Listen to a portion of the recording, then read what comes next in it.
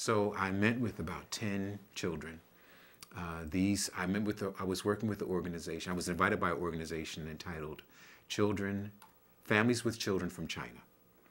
They asked me to meet with their children and to see if they were dealing with issues of race. And I met with the children, I guess they were maybe 5, 6 years old up until 10 or 11. And there maybe been about 10 children in the group. And I asked them if they knew what prejudice was. And they had said no. And I asked them if they knew what racism was. And they said no. So I defined it for them. I defined prejudice as someone having attitudes and ideas about you because of what they heard, not because of them knowing you. And they said, okay, all right, we understand that. And then I asked them if they knew what racism was. And then they said no. And I defined racism for them, meaning when someone feels as though they're better than you and mistreat you simply because you look different from them. So they got the definition. And then I asked them, now how many of you have experienced prejudice or discrimination or racism? And all the hands went up. So I then went around the group and I asked them, well, what kind of experiences did you have? And they said, well, somebody called me a pan face. Somebody called me a round face.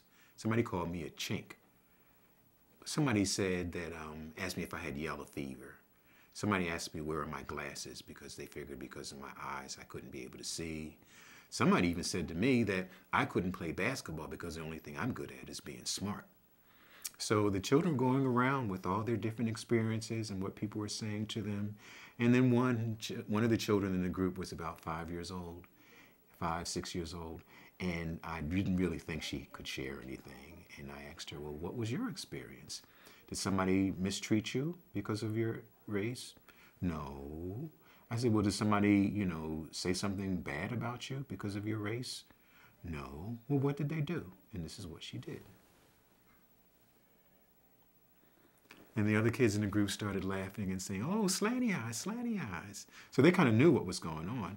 And she said, but I've got an answer for them. I said, well, what are you going to do? I'm going to have an operation. I said, what kind of operation? Well, I'm going to have my eyelids cut back so that they'll be round. So at that point, I went out to the parents and I said, well, I think the children are experiencing prejudice and discrimination, and I think that there may even be some experiences related to feeling inferior because of race and culture.